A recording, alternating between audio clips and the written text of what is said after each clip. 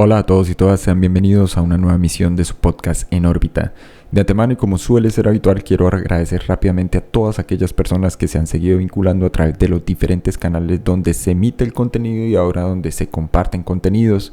Particularmente me refiero al canal de YouTube. Mil gracias a las personas que se han suscrito en las últimas 2 semanas. Mil gracias por la sintonía y la atención a los usuarios de siempre, suscriptores de toda la vida. Mil gracias Cristian, mil gracias Iván, David Cervantes, David Pardo, a mi amigo Nicolás, a el Super Máquina, Iván en España. Mil gracias a todos ustedes. También particularmente quería un saludo especial para Rodrigo, a Cristian Argentina. Quería hacer una pequeña salvedad.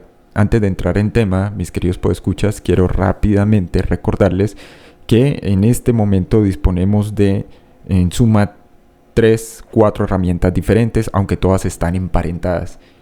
Visto con algo de perspectiva, nos podemos dar cuenta que tanto la invitación a participar del proyecto Sputnik 1 como lo que sería la incursión en el seminario, taller sobre de qué va y cómo mejorar de manera eficiente la práctica del Gateway Experience, al igual que el ebook que se ha ampliado para la práctica de sueños lúcidos y OB, y que incluye desde luego parte del contenido de lo que es el curso general OB, pues están todos emparentados. En toda regla, el proyecto Sputnik ha sido una verdadera maravilla, y no lo digo con ánimo de sonar efectista, mis queridos podescuchas, o con un tono simplemente de PNL, de disuasión, persuasión, o simplemente efectos pues expositivos como una mera forma de autopublicidad. No se trata de que sea un instrumento, que lo es en toda regla, de acción, que haya sido de diseño específico o de autoría única mía, sino que más bien parte de la experiencia, y es a partir de esta y en concatenación con diferentes estudios, enfoques y autores que se llega a una conclusión que nos ha permitido experimentar o bordear aquello de lo que va justamente el podcast de hoy, mis queridos podescuchas, y es: ¿cuántos de nosotros estamos dispuestos a atrevernos realmente a explorar lo desconocido? A explorar el más allá, entonces, para tomar palabras prestadas del primer libro de este over y proyector Bruce Moen. Ha sido un verdadero redescubrimiento. Esa es la ventaja a veces fantástica cuando hacemos relecturas. Leemos en diferentes ciclos, en diferentes momentos, en diferentes tiempos, sobre un mismo autor, a un mismo autor o un mismo texto. Y cuando lo hacemos, a veces redescubrimos en el acto mismo de co-creación, más allá de la mera interpretación del libro o del contenido, aquellas cosas sobre las cuales particularmente o habíamos omitido nuestra atención o lo habíamos pasado por alto. Hoy entonces, mis queridos podescuchas, vengo a hablarles acerca de la exploración del más allá o la exploración de lo desconocido. Quiero recordarles, sin embargo, que sigue habilitado el curso, que es 100% individual, está encadenado con todo lo demás, sea con el Gateway Experience, sea con el ebook, sea con la misma práctica de lo que implica el proyecto Sputnik, que, vuelvo y repito, ha sido una de las exploraciones más fantásticas en las que nos hemos sumergido. De momento somos solo un grupo de 4 exploradores, pero ha sido arduamente consistente el trabajo, y además los resultados han sido bastante fascinantes. Dicho eso, aquellos que estén interesados en cualquiera de las herramientas que se ofrecen en la experiencia fuera del cuerpo.info, lo que clásicamente se conoce como viaje astral, recuerden que pueden contactar al Telegram vía más 57 317 467 2378. Repito, el móvil con Telegram es más 57 317 467 2378, o pueden hacerlo directamente a los correos de contacto en orbitapodcast1@gmail.com o hacerlo al correo academiadeproyeccionastral@gmail.com. Pues bien, mis queridos podescuchas, sin más dilación vamos a entrar entonces en materia. Soy consciente que la expresión o la frase en sí misma, explorando el más allá, puede resultar artificiosa, engañosa. Cuando decimos lo desconocido, dejamos la puerta abierta no solo a interpretación, sino a que vuele la imaginación de las personas en general. Pero aquí el punto es que esa exploración en particular, de manera individual a cada quien que le corresponda, solo es posible, y esto es, digámoslo, uno de los aspectos tal vez problemático y a la vez más fascinante, empleando la conciencia. Hay una expresión que usaba Sir Roger Penrose, el físico matemático, que de hecho en su momento, cuando publica el libro La nueva mente del emperador plantea lo que sería su modelo explicativo acerca de la conciencia. Y más allá de eso, luego empiezan a vincularse otros físicos como Sean Carroll, como Bernard Carr, también físico británico, amigo de Penrose desde luego, conocedor de los trabajos de Brian Greene y desde luego de Stephen Hawking en su momento. Lo interesante aquí no es que provenga de un dominio de validez específico particular o que la conciencia sea un objeto, malamente llamado objeto de estudio, de un área en particular, sino que al final lo tautológico es que usamos la conciencia para intentar explicarla y entenderla. Es un fenómeno bastante autorreferencial y es ahí el primer problema de entrada. Segundo, y lo hablaba ayer con miembros del canal de Telegram que se titula Diario Viajero Astral, para aquellos que quieran vincularse con el grupo, la descripción de las cosas no explica las cosas en su conjunto o en su núcleo. La descripción se centra en mecanismos de acción, funcionamiento estructural y cosas similares. Hemos confundido, para bien o para mal, eso que denominamos realidad con las descripciones que hacemos de la realidad. Otro físico, justamente, en su momento, el gran Niels Bohr, afirmó: la física no trata acerca de cómo es el mundo, sino qué podemos decir acerca del mundo. Es decir, son descripciones. Todo el conocimiento humano en su conjunto, independientemente de la disciplina, la ciencia, la vertiente, la subespecialización, es conocimiento inferencial. Se llega a a través de diferentes métodos: inductivo, deductivo, de síntesis, bricolage, diferencia, lo que quieran. Pero, particularmente, el punto o el problema con el conocimiento inferencial no es que sea o a priori o a posteriori, sino que simplemente es perimetral, es decir, se mantiene bastante alejado del centro de lo que sean realmente las cosas. Asumimos que las leyes, los teoremas, las teorías, los apotegmas en su conjunto constituyen una buena aproximación, y de hecho en toda regla es eso, un approach, simplemente, pero no nos permiten entender a fondo ni qué es realmente la cosa. Es simplemente una descripción general para un caso particular, para un fenómeno o un objeto en concreto o en singular. De ahí, por ejemplo, propuestas del tipo, en el caso de la física, haciendo alusión a esta, de teorías de campo unificado o de grandes teorías del todo. No hay una sola teoría que explique todo. Las teorías, en el mejor de los casos, son solo conjeturas. Son útiles y las necesitamos, así como necesitamos las técnicas para la práctica OB, para la práctica de SL o para la práctica de BR o cualquier otro fenómeno, mis queridos podescuchas, en la medida en que la comprensión de por qué funcionan estas técnicas luego nos permite trascender literalmente el uso de las mismas. Las usamos mientras resultan útiles. En este sentido sí se pueden considerar como herramientas, en el sentido tradicional, es decir, hay un carácter instrumental en el uso de las técnicas, e igual sucede análogamente con el caso de las teorías. Las teorías tienen un carácter instrumental y son útiles en la medida en que nos permiten hacer un acercamiento al mundo fenoménico. El problema es que hemos confundido, vuelvo y repito, esa realidad que está allá afuera aparentemente independientemente de nosotros, y nos concebimos de forma aislada e independiente como observadores, ya sea pasivos o activos. Aquí hay un problema también que es de carácter epistemológico, es decir, relativo al conocimiento y a la pregunta en torno a qué conocemos, cómo lo conocemos y qué podemos conocer.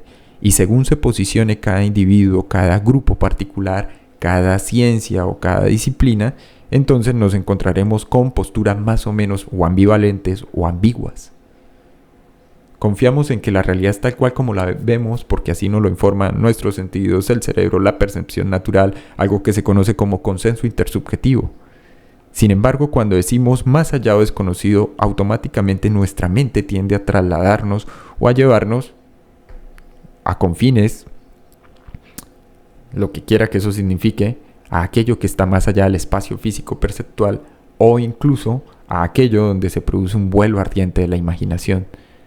Y sin embargo, cuando decimos más allá, automáticamente aparece entonces la interpretación subjetiva, donde asumimos que es irreal, es fantasía, es una ilusión, es una alucinación o es una falla del sistema sensorial.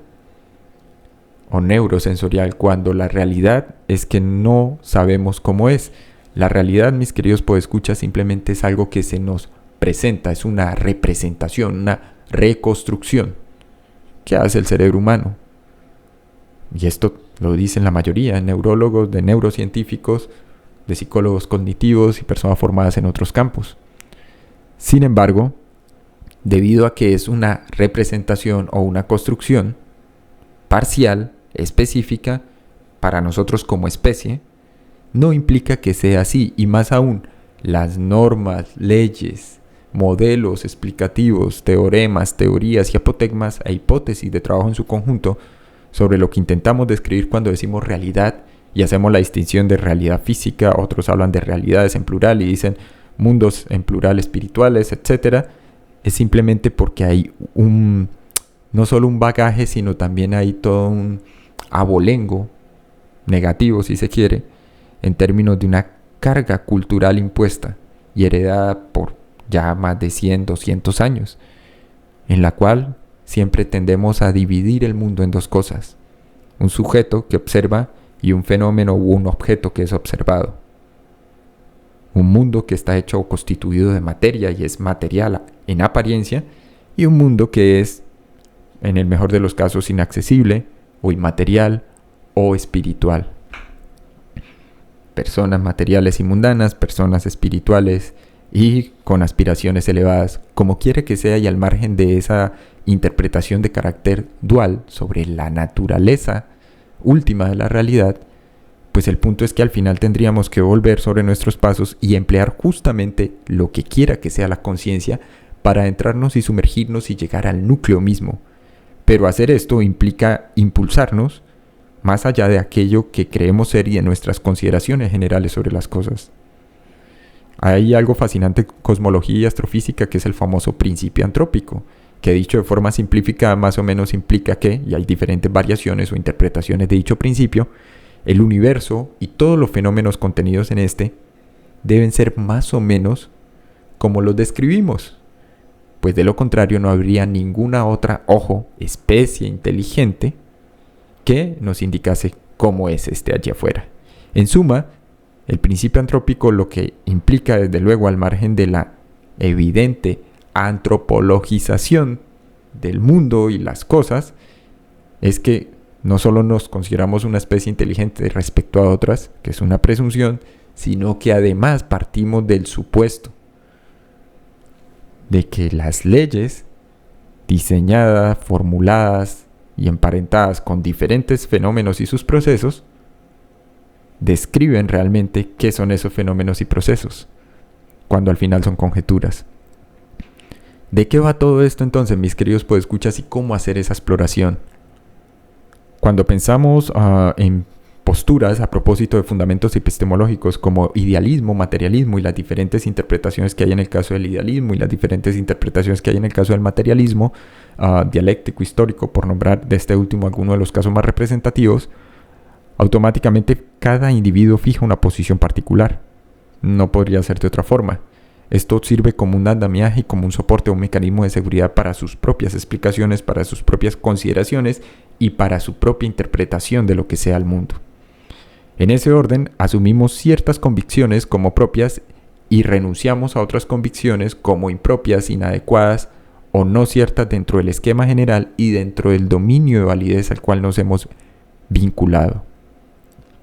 Cuando se concibió el proyecto Sputnik, que creo que no es de ahora, sino que es el resultado natural de años de práctica y trabajo, más allá de las consideraciones acerca de la pregunta por el método, los métodos o el conjunto de acciones que podrían servir para cada individuo, para cada caso en particular, para garantizar un alto grado de eficiencia y eficacia, que de hecho son conceptos vinculados a eso que llamamos realidad física observable, pues simplemente surgió un interés genuino y real de adentrarnos, en plural lo digo, en el núcleo mismo de lo que sea la realidad, entendiendo que el fenómeno, por ejemplo, en este caso, de la OBE o el viaje astral era simplemente un instrumento más de tantos.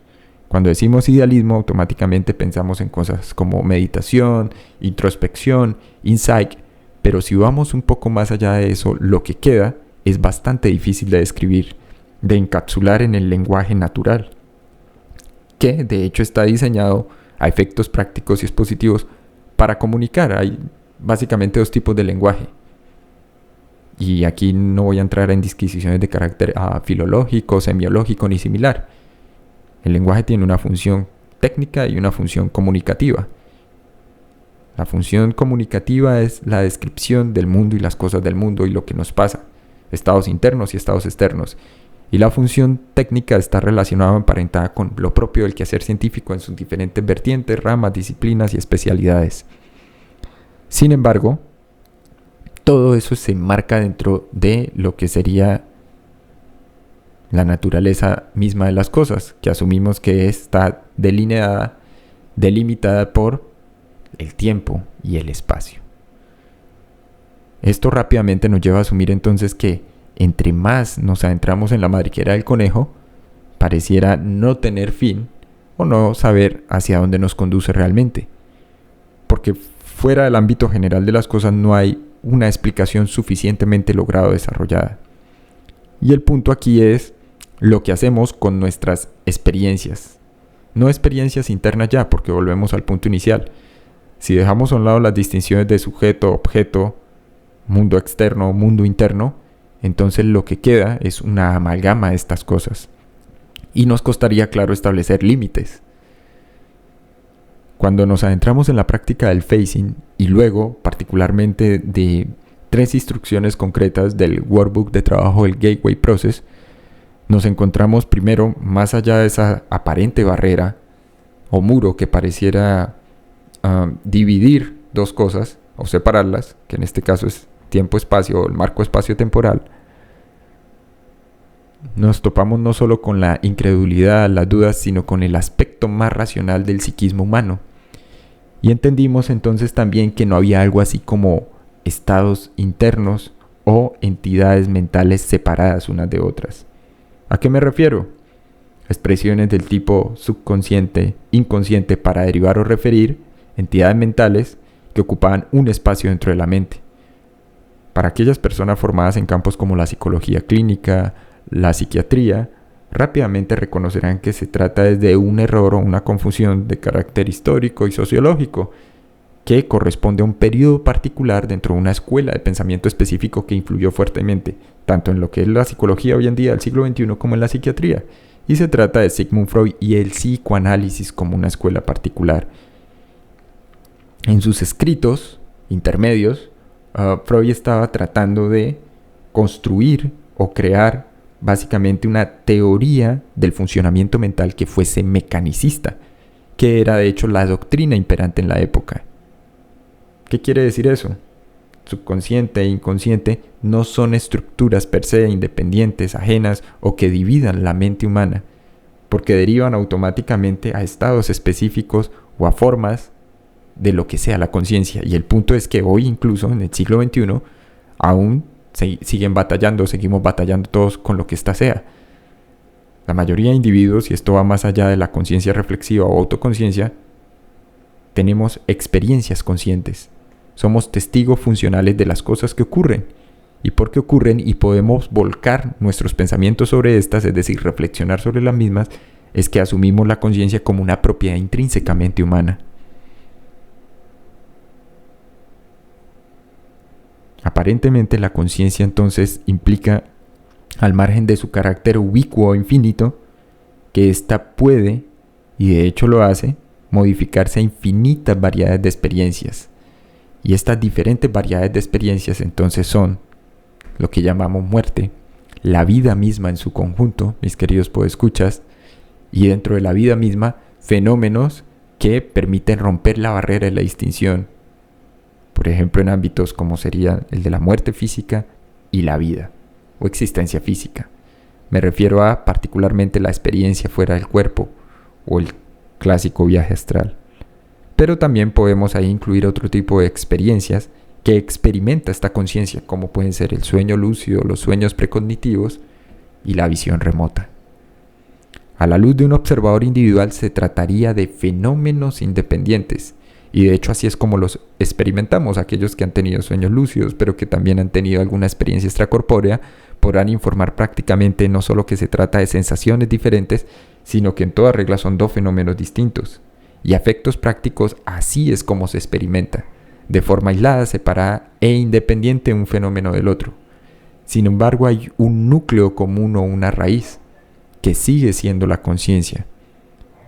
Y entonces nos vemos abocados nuevamente a falta de una mejor descripción, de probar entonces con un instrumento lo suficientemente potente que más allá de toda consideración y duda posible, nos lleve más allá de los límites mismos del instrumento. Es decir, había un podcast titulado La conciencia extendida, donde se hizo una primer sugerencia simplemente, y sé que esto resulta problemático y a lo mejor algo abstruso, pero los invito a que jueguen con esa idea, mis queridos podescuchas.